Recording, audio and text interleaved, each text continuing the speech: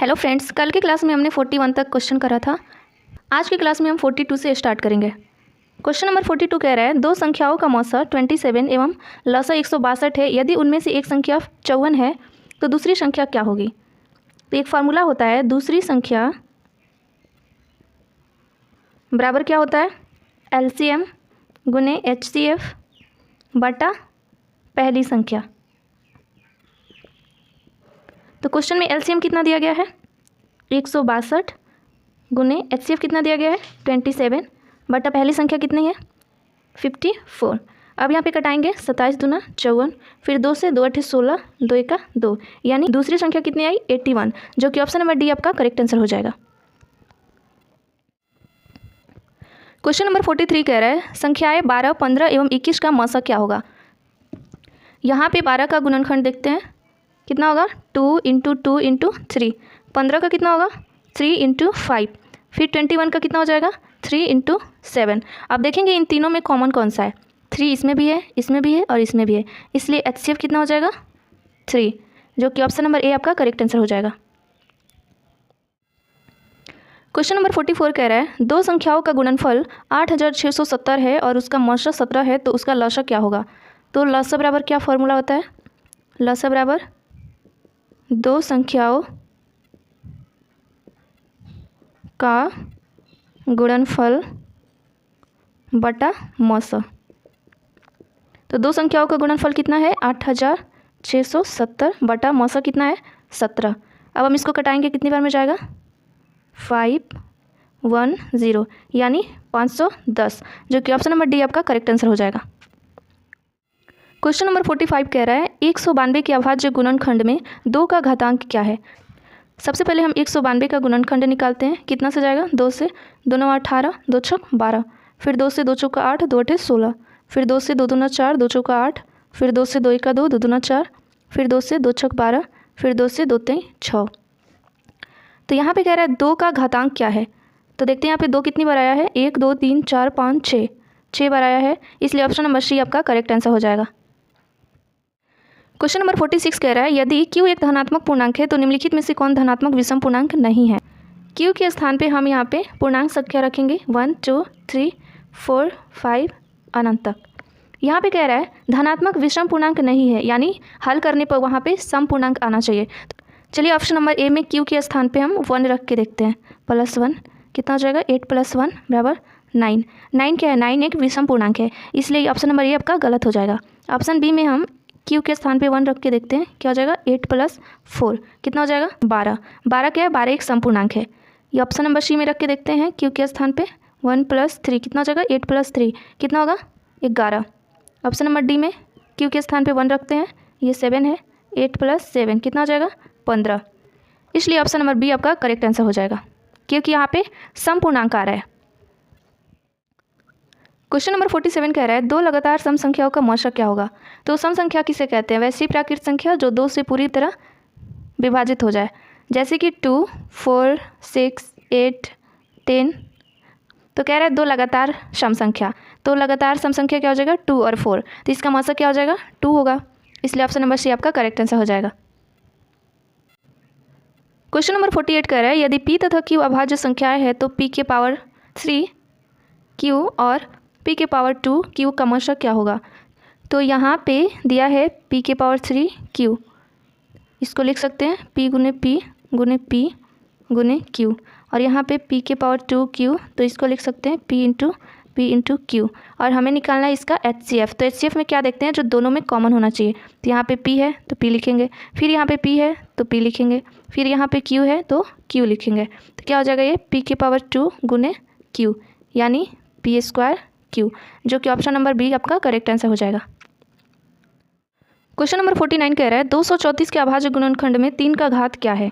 तो सबसे पहले यहाँ पे 234 को हम लोग तोड़ते हैं, कितना से जाएगा 2 से 2 1 2, 2 1 2, 2 से 14, फिर 3 से 3 3 का 9, 3 9 27, फिर 3 से 3 1 3, 3 3 का 9, यानी यहाँ पे 3 कितनी बार आया है 1 2, इसलिए यहाँ पे ऑप्शन नंबर सी आपका करेक्ट आंसर हो जाएगा।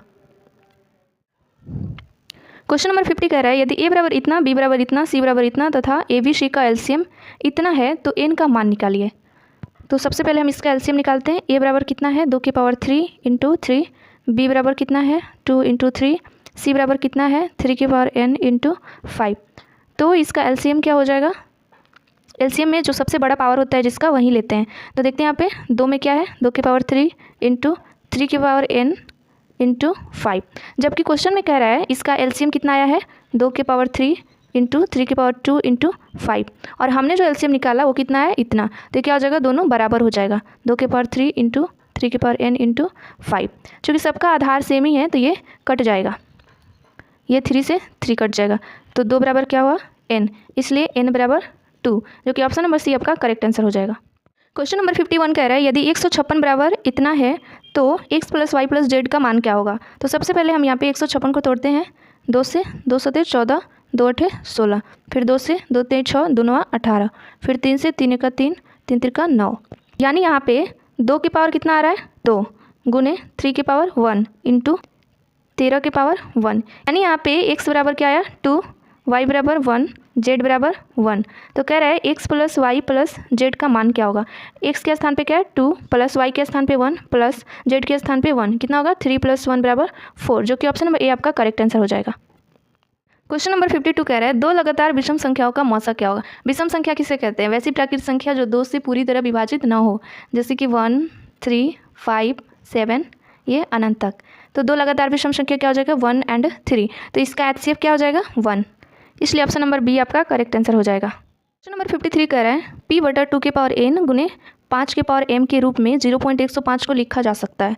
तो यहाँ पे 0.105, तो इसको कैसे लिख सकते हैं हम 105 बटा 1 1 2 3, तो इसको कटाएंगे तो कितना होगा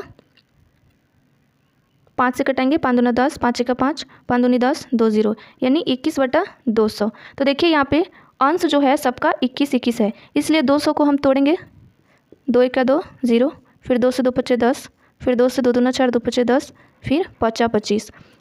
तो यहाँ पे हो जाएगा 21 बटा 2 की पावर कितना है 1 2 3, तो 2 की पावर हम लिखेंगे 3 इंटू फिर 5 है, 5 की पावर कितना है 2, यानी इस रूप का होगा, जो कि ऑप्शन नंबर सी आपका करेक्ट आंसर हो जाएगा।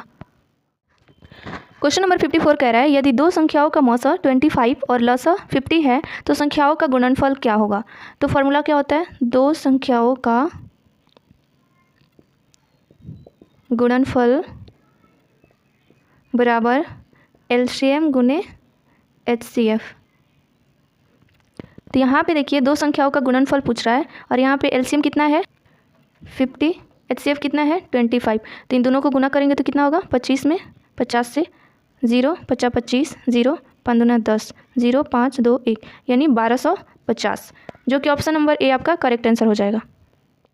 क्वेश्चन नंबर 55 कह रहा है यदि 140 बराबर इतना हो तो x plus Y plus Z का मान निकालिए। तो सबसे पहले यहाँ पे हम 140 का गुणनखंड करते हैं, कितना से होगा 2 से 14, फिर 2 से 2 3 6, 2 5 10, फिर 5 से 5 7 35। तो यहाँ पे 2 के पावर कितना आया 2 गुने 5 के पावर 1 गुने 7 के पावर 1, यानी यहाँ पे x बराबर 2, y बराबर 1 और z बराबर कितना है 1। तो कह रहे हैं x plus Y plus Z का मान हमें निकालना है। तो x के स्थान पे रखेंगे 2, प्लस y के स्थान पे 1, प्लस z के स्थान पे 1, कितना हो जाएगा 3 + 1 कितना होगा 4, जो कि ऑप्शन नंबर बी आपका करेक्ट आंसर हो जाएगा। क्वेश्चन नंबर 56 कह रहा है 2 संख्याओं का मौसा 15 है तथा लसा 105 है, यदि इनमें से एक संख्या 5 है तो दूसरी संख्या क्या होगी। तो फॉर्मूला क्या होता है पहली संख्या गुने दूसरी संख्या बराबर LCM गुने HCF। पहली संख्या इसमें क्या दिया गया है 5 गुने दूसरी संख्या कुछ नहीं है तो उसको ऐसे ही लिख देंगे। LCM कितना है इसका 105 गुने HCF कितना है 15। तो यहाँ पे b बराबर क्या हो जाएगा 105 गुने 15 बटा में इधर गुना है तो इधर आ जाएगा तो भागा में हो जाएगा, तो कितना से कटेगा 5 3 15, यानी 105 गुने 3, इसको मल्टीप्लाई करेंगे कितना होगा 5 3 15 के 5, हाथ में 1 3, यानी 315, जो कि ऑप्शन नंबर सी आपका करेक्ट आंसर हो जाएगा। क्वेश्चन नंबर 57 कह रहा है यदि q एक धनात्मक पूर्णांक है तो निम्नलिखित में कौन धनात्मक समपूर्णांक है। यहाँ पे q की जगह पे हम धनात्मक पूर्णांक लेते हैं 1 2 3 4 अनंत तक। ऑप्शन नंबर ए में q के स्थान पे हम 1 रख के देखते हैं, +1 कितना होगा 2 + 1 बराबर 3, जबकि क्वेश्चन में कह रहा है समपूर्णांक आना चाहिए हल करने पर, यहाँ पे विषम पूर्णांक आ रहा है, इसलिए ऑप्शन नंबर ए आपका गलत हो जाएगा। ऑप्शन बी में अगर हम q के स्थान पे 1 रखते हैं तो क्या हो जाएगा 2, ये समपूर्णांक आ रहा है। अगर Q के स्थान पे अगर हम 2 रखते हैं तो कितना आ रहा है 4। ऑप्शन सी में देखते हैं, Q के स्थान पे 1 रखते हैं +3, कितना हो जाएगा 2 + 3 = 5, ये भी आपका गलत हो जाएगा। ऑप्शन डी में अगर हम Q के स्थान पे 1 रखते हैं तो कितना हो जाएगा 2 + 5 7 हो जाएगा। यानी ऑप्शन नंबर बी आपका करेक्ट आंसर हो जाएगा, क्योंकि ऑप्शन नंबर बी में हम जब भी हल कर रहे हैं तो समपूर्णांक ही आ रहा है।